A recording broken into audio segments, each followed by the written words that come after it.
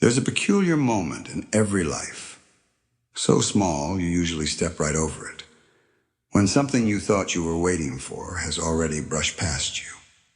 It happens the way a breeze carries a scent from a childhood you don't quite remember. Faint, warm, familiar in a way that unsettles you. And if you're not paying attention, you assume it's nothing. Just another day, just another whisper. But whispers are all the universe ever uses at first. People think spiritual awakening arrives like a bolt of lightning, loud and cinematic. No, it arrives the way dawn arrives, noticeable only to those who actually look east, and most of us don't. We're busy, we're tired, we're wondering why our awakening is taking so long, questioning whether we've missed something obvious. And in a quiet way, we have. Not because the message wasn't there, but because we were tuned to the wrong frequency, like an old radio gently humming between stations. There's a certain comedy to it, when you think about it. How often we ask, how do I know when I'm spiritually ready, while walking right past the clues? Life isn't hiding anything from us. It's simply waiting for our eyes to soften, our pace to slow, our ego to tire of pretending it knows the way. The universe deals in rhythm, not deadlines, in divine timing, not pressure. It waits, patient as an old friend, while we rush around insisting we're late. And maybe that's why people feel such a strange ache at certain moments, a déjà vu you can't prove.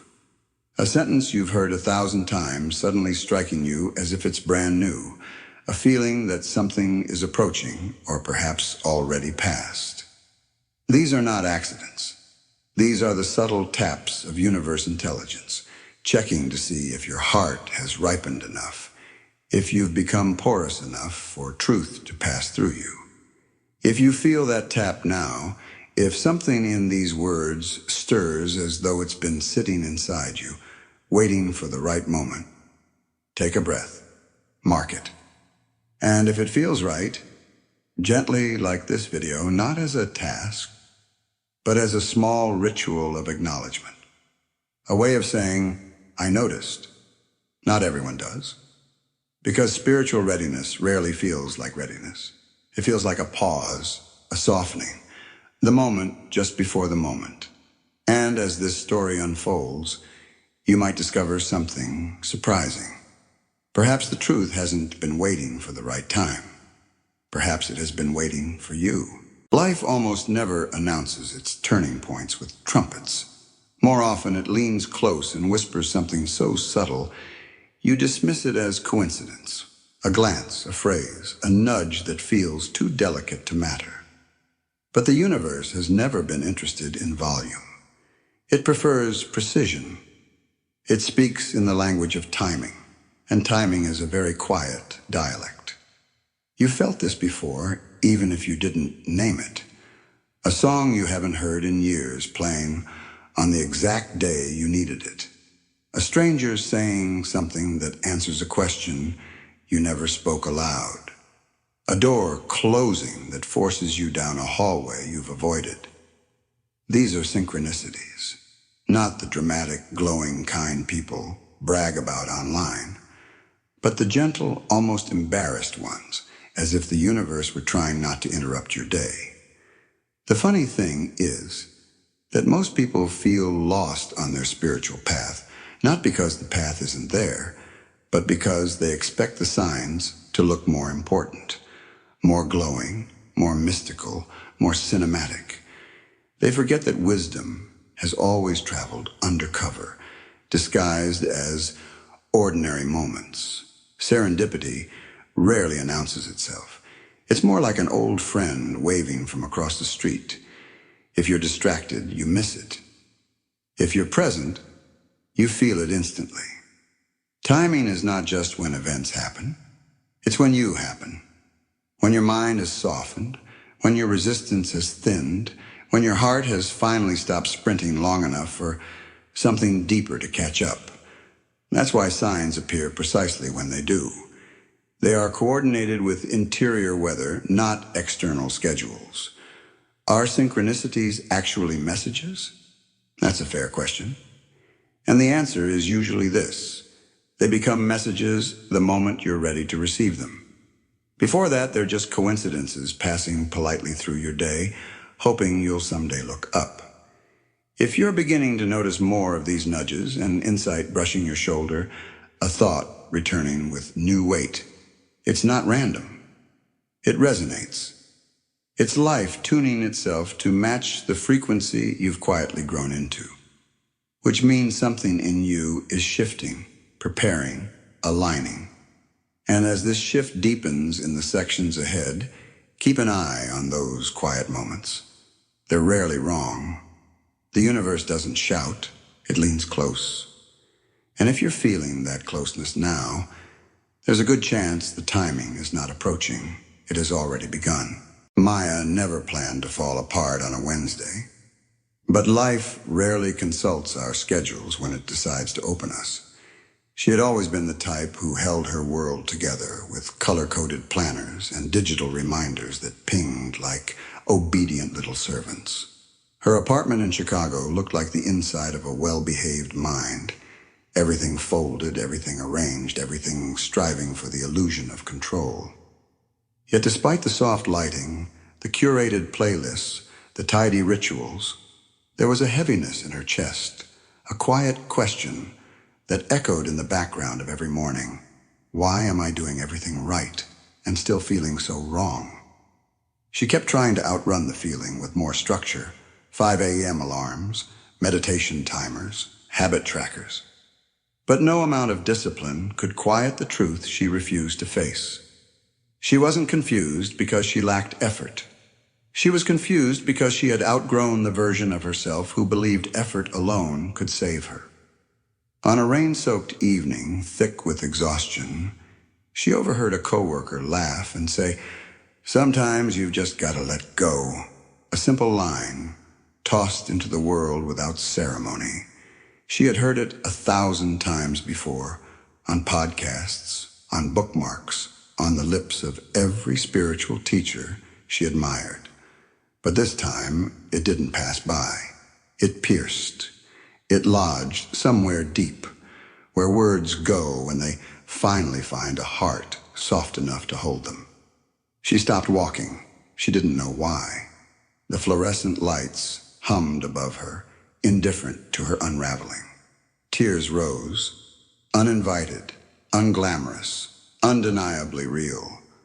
The heartbreak she thought she should be over, the friendship that frayed until it snapped, the quiet disappointments she swept under mental rugs. Suddenly everything felt connected, like pieces of a puzzle she didn't know she had been assembling. It wasn't the sentence that changed. It was her. Months of grief had softened the soil. Her suffering had ripened her. Her exhaustion had opened a hidden door inside her. And when the truth returned that evening, it didn't need to knock. She was home. If Maya's story feels strangely familiar, if something in it mirrors your own quiet, private unraveling, allow yourself to feel that recognition. And if the moment feels right, you're welcome to subscribe, not as a task or obligation, but as a gentle way to let more moments like this find you exactly when you're ready. The irony is that unreadiness prepares us for readiness. And now that Maya could finally see that, the real journey could begin. Unreadiness has a reputation it doesn't deserve. People hear the word and immediately think failure, delay, something wrong with me. But unreadiness is far more generous than that. It is the secret workshop where life prepares you in ways your ambition never could. It is the soil before the sprout, the silence before the note, the inhale before the leap. Most people never see it for what it is because they're too busy scolding themselves for not being further along. There's a quiet humor in how humans approach awakening. We treat it like a project, something that can be accelerated with enough effort. We assume that if we read the right books, attend the right retreats, or meditate with enough determination, the universe will finally stamp our spiritual passport and let us in. Meanwhile, life just watches kindly, almost amused, as we attempt to force what was always meant to unfold. Unreadiness isn't laziness. It isn't avoidance. It isn't a missed opportunity. It's simply the phase where your inner world is rearranging itself, slowly, silently, invisibly, so that when truth arrives, it has somewhere to land. Before that rearrangement, truth would be overwhelming, like handing a child a text too heavy for their hands. Timing is mercy. Timing is compassion.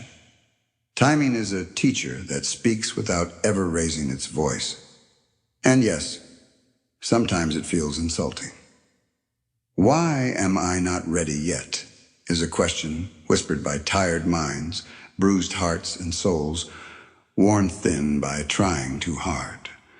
But readiness isn't something you chase. It's something you grow into. Growth isn't a straight line. It spirals, doubles back, pauses, rewrites itself.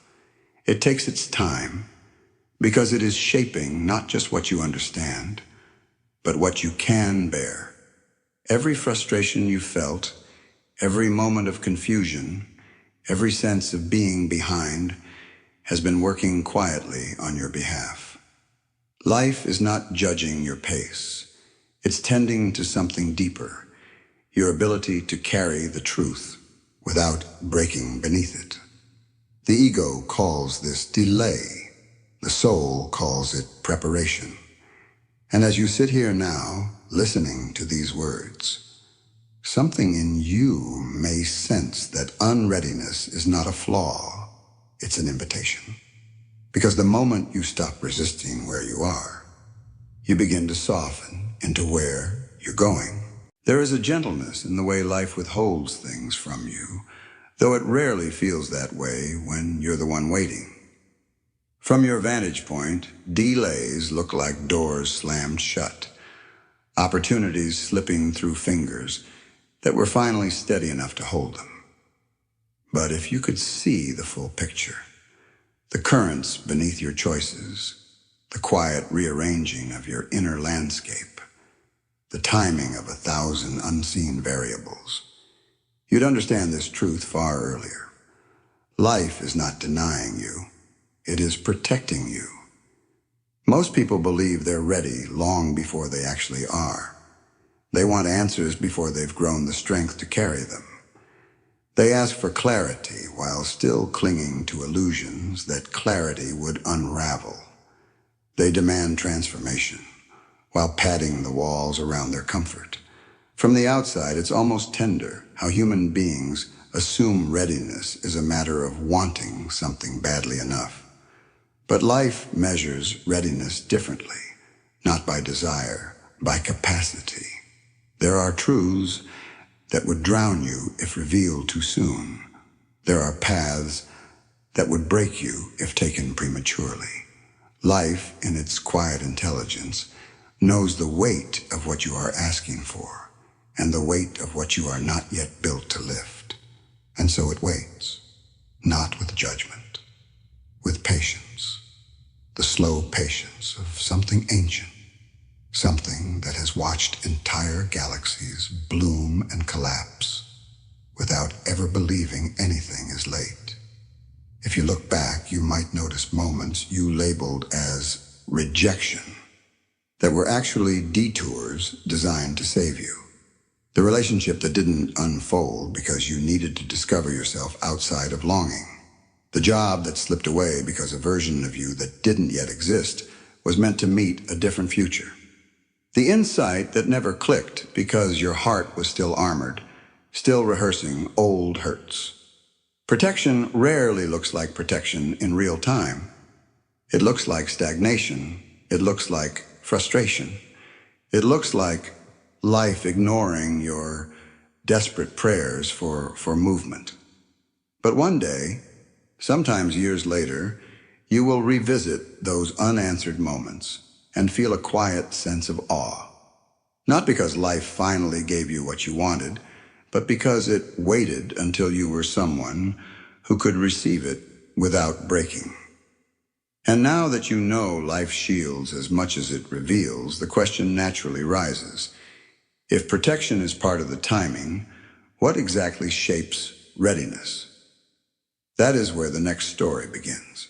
Daniel never planned to unravel in the middle of a spreadsheet, but that's where it began. Cell B47, where quarterly projections were supposed to go, and where instead he stared at a blank white grid reflecting back the emptiness he'd been outrunning. He'd spent years constructing a life built on discipline, 10-day meditation retreats, meticulously tracked habit streaks, spiritual podcasts, played at 1.25 speed to squeeze enlightenment into the crevices of his commute. His progress tracker looked immaculate. His inner world did not. When his company collapsed, it was as though the universe had quietly pulled the rug from beneath a structure he had mistaken for identity. His role, his title, the predictable rhythm of tasks, all gone in a single morning phone call. What remained was silence, thick, disorienting silence.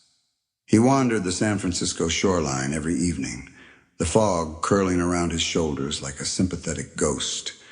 The waves moved with an indifference that somehow felt kind, as though they'd seen thousands of men trying to outrun themselves. One morning, after another night of restless calculating, how long can I live off savings? Should I reinvent myself? Should I meditate harder? He found himself standing still at the water's edge. The fog lifted just enough to reveal soft light on the surface. And for the first time in years, Daniel felt nothing. No urgency, no striving, no performance, just the quiet relief of not needing to hold himself together. It was in that emptiness, an emptiness he had spent years trying to avoid, that the truth finally found a place to land. A thought rose through him with the clarity of something remembered, not learned. You were never meant to force your way into awakening. You only needed to stop arguing with your own becoming. A week later, a mentor he admired reached out unexpectedly. I don't know why, but I felt I needed to speak to you today. He almost laughed. How many times had he begged the universe for signs, not realizing they often appear only after you've stopped clawing at them? If someone in your life is drowning in their own timing, tired, striving, convinced they're failing their spiritual path, consider gently sharing this video with them. Send it the way truth arrives, softly without demand. Because Daniel's story reminds us that emptiness is not a void. It is the doorway. Most people hear the word surrender and imagine giving up, throwing their hands in the air, defeated, resigned, collapsing into passivity.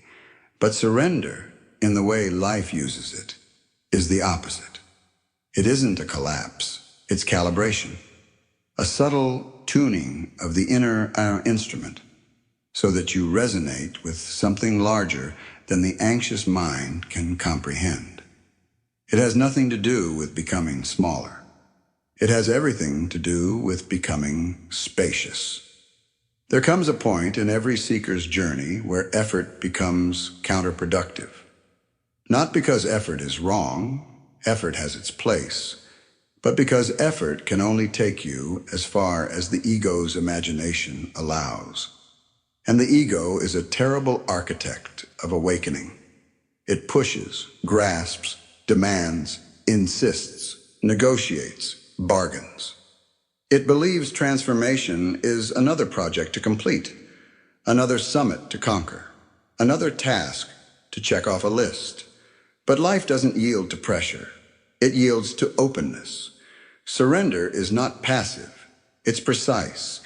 It is the moment where the clenched hand unfurls into a palm that can finally receive. It's the shift between trying to control the river and learning to float in it. You've felt it before in those unexpected cycles where after months of resistance, something inside you simply tires out. The kind of exhaustion that doesn't feel heavy, but gentle. A sigh, not a collapse. A quiet murmur that says, almost amused, "All right, I'll stop fighting." And in that exact moment, when will loosens its grip, awareness widens. Possibilities you couldn't see before drift naturally into view. Insights that once hid behind emotional noise step forward. Life, which always seemed so uncooperative, begins to feel strangely effortless. Not because it has changed, but because you finally stopped wrestling with its rhythm. Surrender is an internal gesture, not an external act. It asks you to sit with silence instead of filling it, to ask questions without demanding answers, to trust the intelligence within your own unfolding, even when your mind is convinced nothing is happening. And though it may appear subtle, surrender is a technology, an ancient one, that recalibrates your entire system so that truth can move through you without obstruction. What unfolds next is less about force and more about ripeness. Because once you stop trying to drag the flower open, you begin to sense the quiet bloom happening beneath the surface. Ripening is a slow art, and it rarely looks like progress. If anything, it looks like stillness. Those long stretches of inner weather where you're convinced nothing is happening. You go through your days feeling unchanged, untransformed, perhaps even behind. But readiness does not announce itself with fireworks. It develops in the unseen chambers of your being, like a seed preparing its first trembling sprout far beneath the soil. There is a season in every life when outer appearances deceive you. You feel restless, impatient with your own growth. You wonder why clarity hasn't arrived, why understanding still slips through your fingers. But beneath your confusion, a subtle softening is taking place, the kind you can only notice in hindsight. The ground within you is loosening, the walls are thinning, the inner frost is slowly warming into something more forgiving. This is the stage where most people doubt themselves. They look for dramatic signs, visions, epiphanies, revelations with spotlights and orchestral music. But spiritual ripening is quiet, the way petals form long before they open. And while you may not see the transformation, you feel hints of it. A moment of unexpected calm in a situation that used to overwhelm you, a new patience where frustration once lived, a softness in your chest that doesn't have a clear source. Readiness is cumulative. Every heartbreak, every failure, every small wonder you brushed aside has been composting into something fertile. You do not become ready by striving. You become ready by living, by hurting and healing, doubting and hoping, breaking and rebuilding. Life is always preparing you, even when you think you're standing still. And then, seemingly out of nowhere, a subtle shift occurs. A word you've heard 100 times suddenly lands with new weight. A question you've wrestled with for years opens effortlessly in your mind like a window that's finally unlatched. You notice yourself breathing easier. You notice your thoughts moving with less resistance.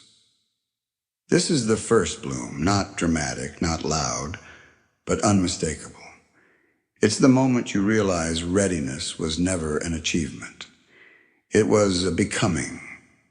And as this bloom continues to open, the deeper layers of awakening begin stirring beneath it, preparing to show you what comes next. Awakening doesn't arrive the way people imagine. There's no trumpet, no shimmering insight descending from the clouds, no cinematic cue to alert you that your consciousness has quietly shifted. It comes in the smallest ways, so small you might miss them if you're waiting for something grand. It begins when you notice the texture of your thoughts changing, not dramatically, but subtly, like the difference between a sharp breeze and a gentle wind. It's still windy, but something in its temperature tells you the season is turning. People think the first signs of awakening are external, sudden coincidences, glowing synchronicities, dramatic spiritual downloads. But those come later. The earliest signs unfold inside you, like the softest ripple before a wave. You start responding differently to things that used to trigger you. Someone cuts you off in traffic, and instead of snapping, you just breathe. Not because you're trying to be spiritual, but because something inside you has quietly stopped needing the last word. That's awakening, not the spectacle, but the shift. Sometimes it looks like a question returning with new weight. Words you've heard 1,000 times suddenly land as if spoken for the first time. You feel a small expansion inside your chest, the kind that doesn't announce itself but lingers like a warm aftertaste. You begin to wonder, why does this feel different now? And the answer is simple. You've changed. Your inner vessel has stretched just enough for truth to seep through instead of bouncing off old edges. There's a gentle humor in how life delivers these moments. It doesn't rush. It doesn't force. It simply waits for the exact moment when you're ready to feel what had been sitting beside you all along. The universe doesn't reveal truth early because early truth becomes confusion. It waits until confusion has softened into curiosity. If something in these words feels unexpectedly familiar, if a line strikes you in that quiet, unmistakable way, trust that. It's one of the earliest signs that your inner soil is shifting. And if any part of this message stirs something awake in you, even subtly, I invite you to comment below. Not for validation, but because your recognition might become the mirror someone else needs. From here, the unfolding deepens, and the next layer arrives not as something new, but as something returning in a way you can finally receive. Truth as a way, circling back.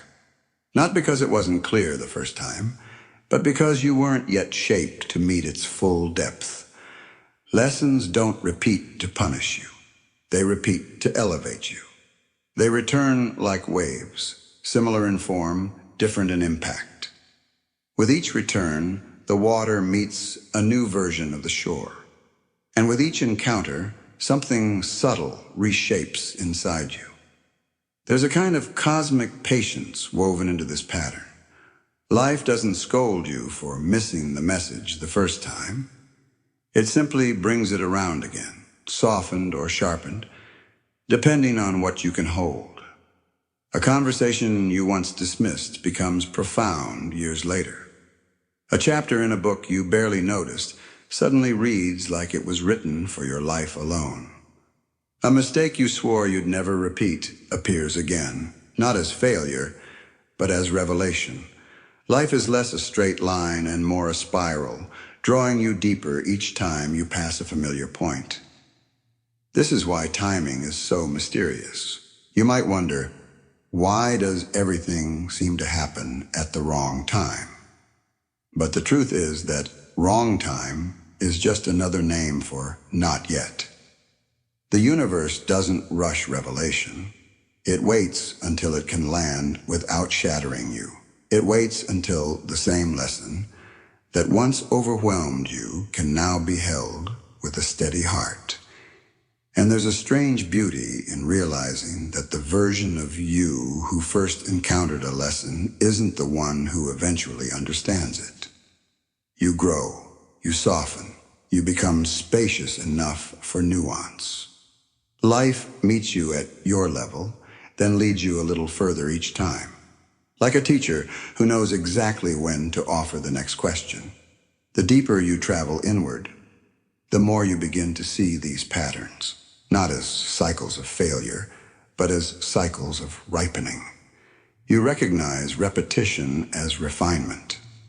You feel the intelligence in it, the precision, the almost affectionate timing. And as you sense this rhythm, a new question rises naturally. If lessons return in deeper forms, what does this reveal about divine timing itself? That is where the next unfolding begins. There is a moment, quiet enough to miss, gentle enough to doubt, when you begin to sense that what you once called God's timing isn't something outside of you at all.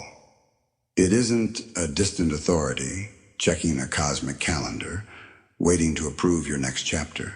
It's the rhythm of your own soul, moving at a pace far wiser and far slower than the anxious mind ever permits. And if you listen closely, you can feel the difference.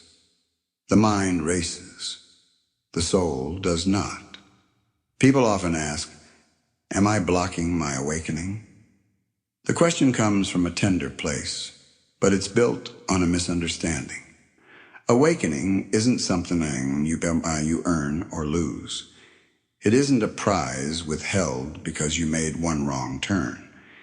It unfolds the way seasons do, without needing your permission, without consulting your insecurities, without punishing your delays. Life does not scold. It simply waits until the soil inside you is warm enough to let something new grow. You might think you're late because the mind loves to measure, but the soul doesn't measure. It notices. It recognizes when an inner space has opened, when an old wound has softened, when your ego's walls have cracked just enough for truth to slip through. And in that spaciousness, timing reveals itself not as something orchestrated above you, but as something emerging within you. There is a gentle humor in realizing that the moment you accused the universe of withholding answers was often the moment you weren't yet ready to understand them. Not because you were unworthy, but because you were still becoming the person capable of hearing them without collapsing. Divine timing is simply the harmony between your inner readiness and life's next instruction. And in this still, unhurried moment, here, now, you might feel a subtle alignment happening, a recognition that the seeker and the sought were never separate, that what you've been chasing has been moving toward you at the same quiet pace your soul could bear. There is no wrong time when the timing is coming from within. There is only unfolding, which leads naturally to the next realization. If this is your rhythm, then your moment may already have begun. There is a soft truth that only reveals itself when you stop rushing long enough to feel it. If these words have found you, you are already in the moment you thought you were waiting for. Awakening doesn't arrive with a spotlight or a ceremony. It begins the way most miracles begin, quietly, in the spaces between your breaths, in the gentle loosening of who you thought you were supposed to be. People imagine awakening as a singular event, a final threshold where everything suddenly makes sense. But it is far more intimate than that. It arrives in waves. It expands in layers.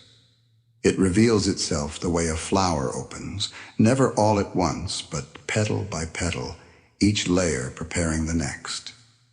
You weren't meant to leap into enlightenment. You were meant to unfold into it. Look at your own path. Every heartbreak that hollowed you out, every confusion that left you restless, every delay that felt like a cosmic misstep, each one softened the ground inside you. Each one widened the space where truth could eventually land. You may not have recognized the shaping as it happened, but now, standing here, you can feel the faint echo of every step leading to this moment. And it is a moment, not the final one, but this one. The one where you realize the timing was never arbitrary.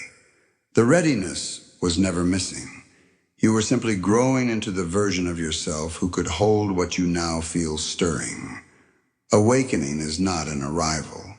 It's a remembering, a gentle recognition that what you sought was never outside of you. It was waiting behind the noise, behind the striving, behind the story of not being enough. So linger here. Let the words settle without forcing meaning. Let this moment be enough. You don't need to hold on to it tightly. Truth has a way of circling back when you need it. And when the time feels right, not out of obligation, but out of intuition, you may choose to watch this video again.